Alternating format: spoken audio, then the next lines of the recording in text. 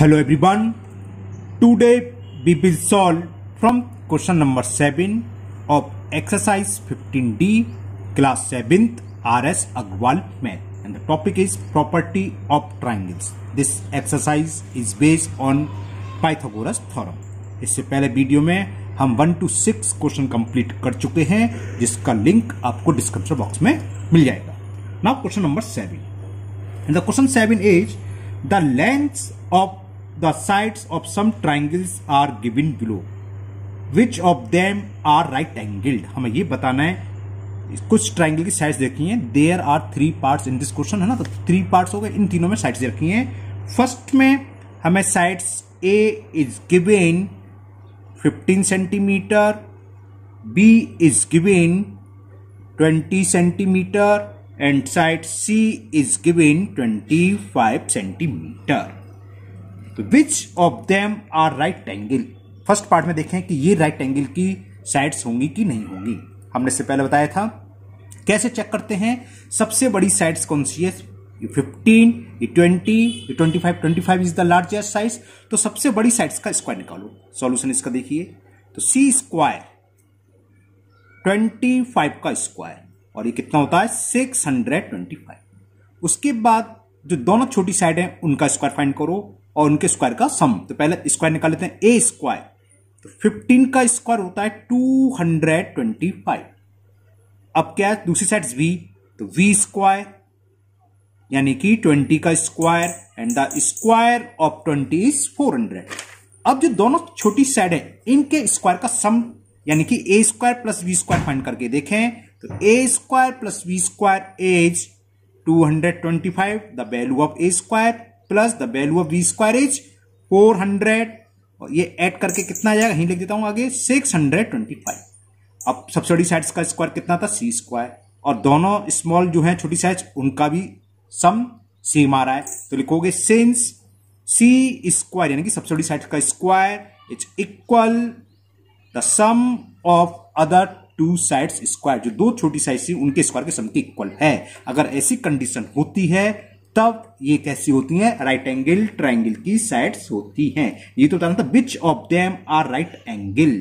तो लिख दोगे सो ए बी सी जो भी साइड रखी थी are the sides of a right angle triangle. Right angle triangle. Okay, समझ में आ गया.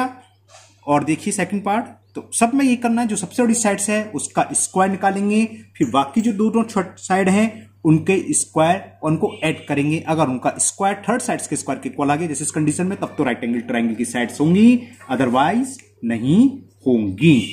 नेक्स्ट सेकंड पार्ट में हमें length of sides A is given 9 centimetre, B is given 12 centimetre, and third side C is given 16 centimetre. Largest side is 16. तो सबसे पहले इसका square निकाल लो. तो सी स्क्वायर मीन 16 का स्क्वायर. 16 का स्क्वायर होता है 256. अब ए का स्क्वायर निकालो. ए स्क्वायर क्या है? 9 का स्क्वायर क्या है? 81. बी की वैल्यू कितनी है? 12. तो वी स्क्वायर इज 12 का होल स्क्वायर, इट इज 144. अब सबसे बड़ी साइड सी है, बाकी स्मॉल ये है. तो इन दोनों के स्क्वायर का सम यानी कि A square plus B square की वैल्यू फाइंड करेंगे. Now we will find the sum of the square of smallest 2 side. जो दोनों छोटी साइड है उनका A square plus B square. The value of A square is 81 plus B square. The value of B square is 144. इसको add करके ही लिख देता हूं मैं. 4 और 1 5, 8 और 4 12, कैरी 1 1 1 2. तो ये 225. अब सबसे बड़ी साइड का स्क्वायर 256 इक्वल नहीं है. तो लिखोगे सिंस सी स्क्वायर यानी the square of the largest sides is does not equal to A square plus ये सिंबल क्या करता है? Does not equal. सो क्या होगा? Therefore A B C are not the sides of a triangle. तो ये right angle triangle की sides नहीं है. A B C are not the sides of a right angle triangle. तो ये right angle triangle की साइड्स नहीं होंगी। Okay, now last part of question number 7। In this question the length of sides A is given 10 centimetre, B is given equal to 24 centimeter and C is given 26 centimetre.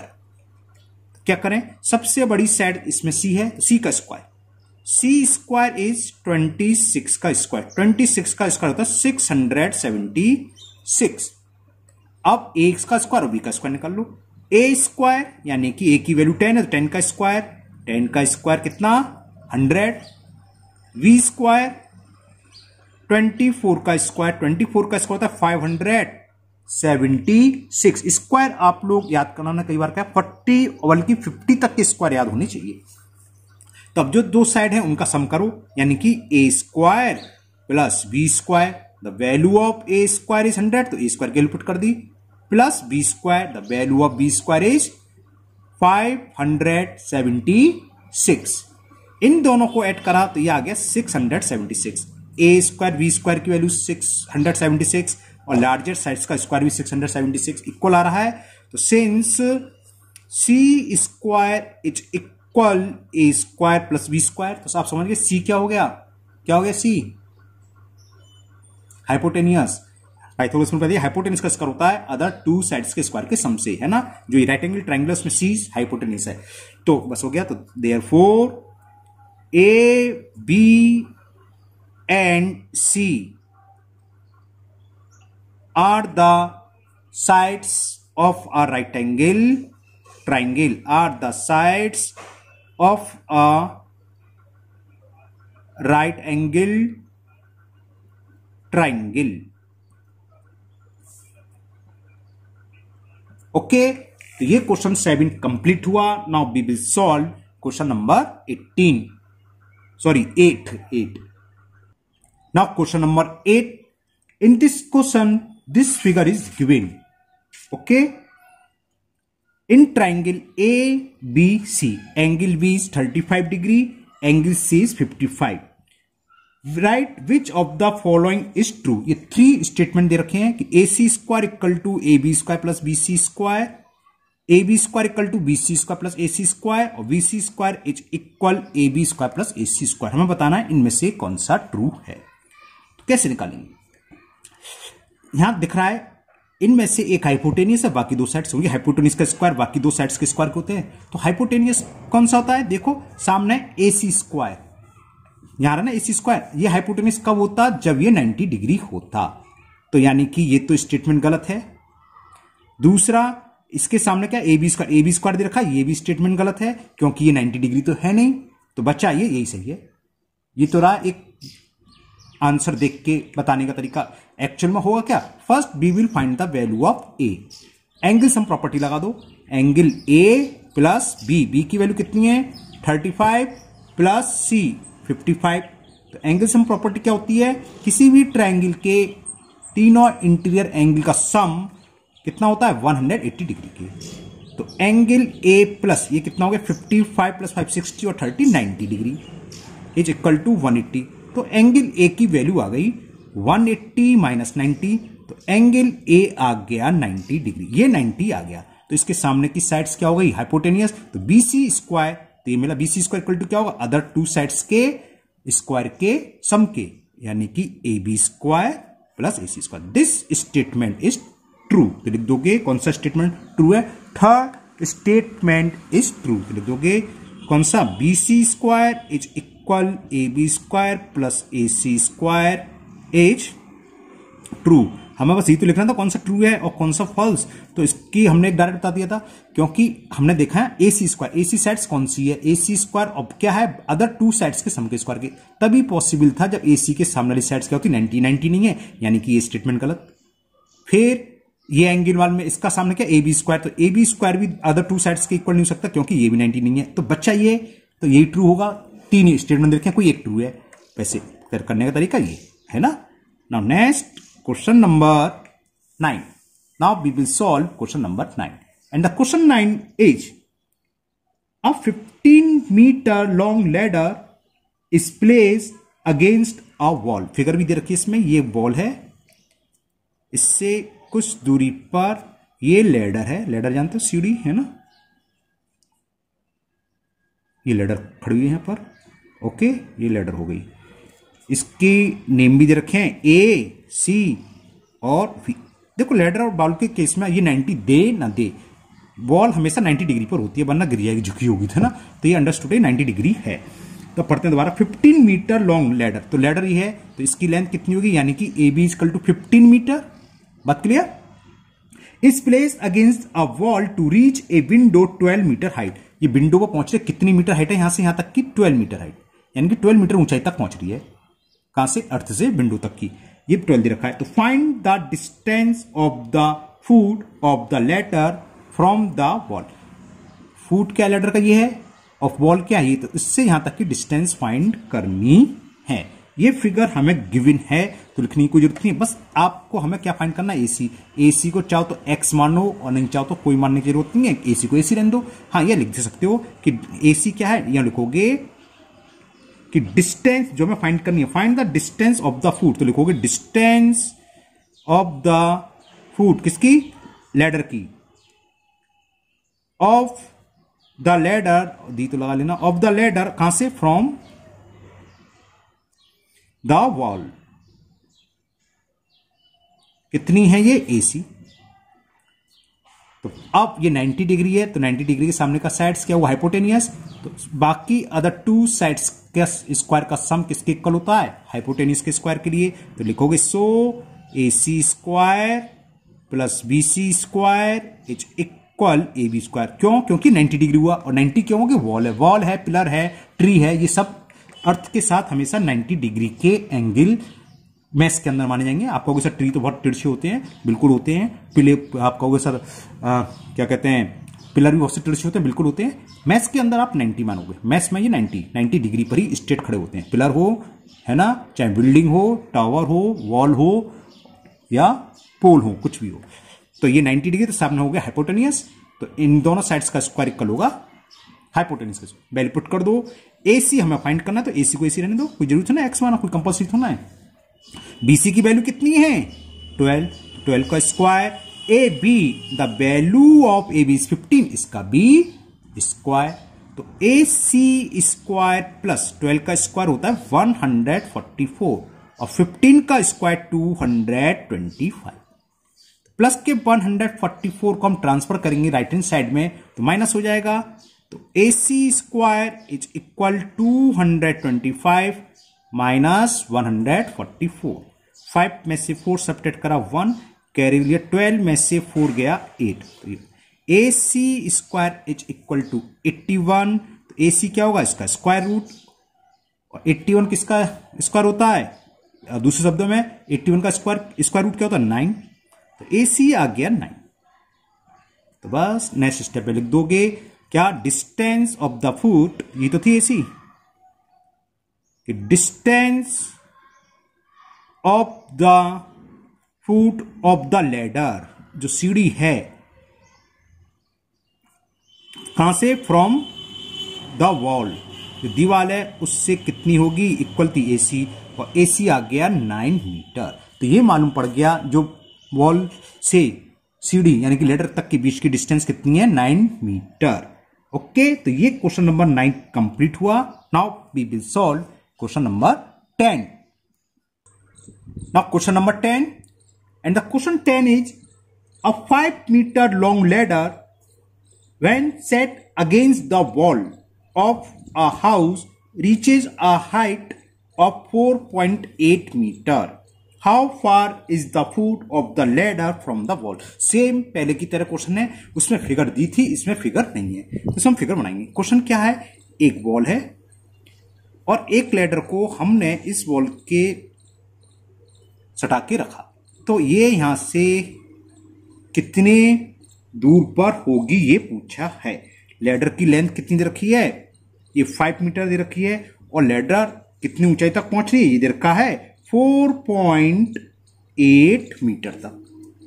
तो हमने मान लिया A B wall और ए C is ladder. लिखना चाहो लिख सकते हो, let A C is a ladder and A B is wall. ठीक है, तो लैडर के फुट की डिस्टेंस पूछिए फ्रॉम वॉल, वो कितनी है? जैसे ऊपर लिखा लिख सकते हो, द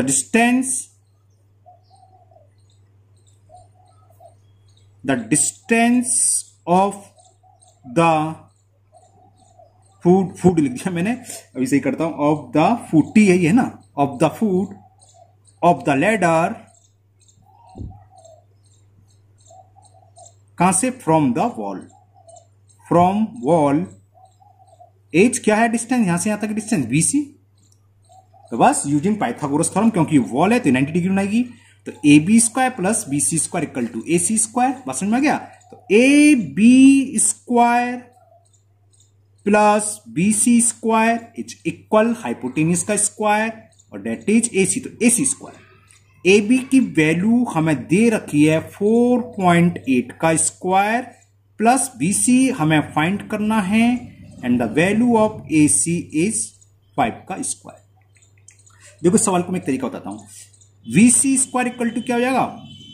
5 का स्क्वायर, ये इधर जाएगा, जो पाइथागोरस वाले प्रमेय में है। अगर आपको स्क्वायर नहीं आता है ज्यादा तो एक तरीका और है, या तो वही 4.8 इंटू 4.8 करो, या A² माइनस B² गारंटी लग जाएगी, यहां लगेगी नहीं। अगर हाइपोटेन्यूज से कुछ जाएंगे तो A² माइनस B² की लगेगी, ज्यादा सवाल में इससे पहले हुई था।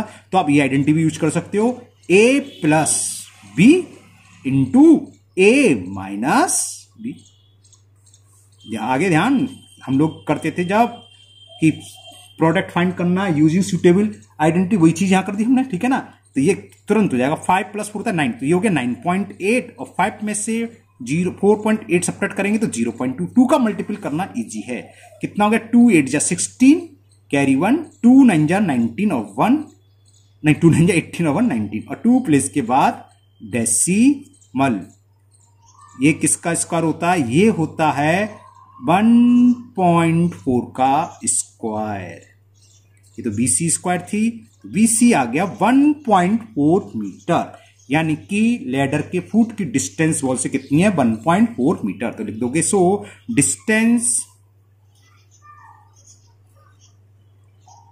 Of the foot of the ladder from the wall is 1.4 metre. तो it is the answer of question number 10। Okay, लिख गया, अच्छा सवाल था, सेम क्वेश्चन नंबर 9 की तरह ही था ना। क्वेश्चन नंबर 11, ये काफी अच्छा सवाल है, ये अक्सर पेपर में पूछ लिया जाता है। क्वेश्चन 11 क्या है? A tree is broken by the wind but does not separate. एक ट्री था, हवा के कारण टूट गया, लेकिन टूट के अलग नहीं हुआ, है ना, डज नॉट सेपरेट, अलग नहीं हुआ। If the point from where it breaks is 9 metre above the ground. ऐसे समझ में नहीं आएगा, पहले फिगर ना दे। देखो ये ट्री है, ये मैंने डॉट डॉट क्या बताऊंगा अभी। ये हमने माना ये पूरा ट्री था, कौन सा? ए से लेकर बी तक ये ट्री है, और यहां से टूट गया, इसलिए डॉट डॉट का। टूट के क्या होगा? ट्री टूट के यहां झुकेगा, और ये अर्थ है ये, तो ये झुक के कहां जाएगा? मान लिया हमने ए बी, इसे ए, चलो सी नाम देते हैं।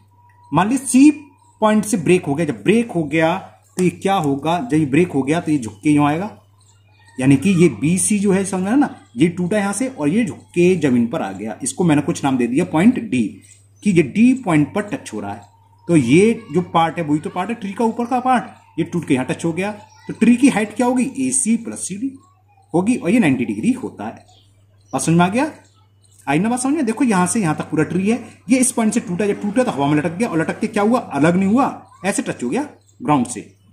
तो पूछा हाइट ऑफ ट्री, तो हाइट ऑफ ट्री क्या होगी? ये प्लस BC, और BC तो ये है भाई, ये तो ट्री थी, ये टूट के यहां गया, चाहे ये हो चाहे हो, एक ही बात है। तो हाइट ऑफ ट्री क्या होगी? AC plus CD। तो ये टूट के ये टच हो गया।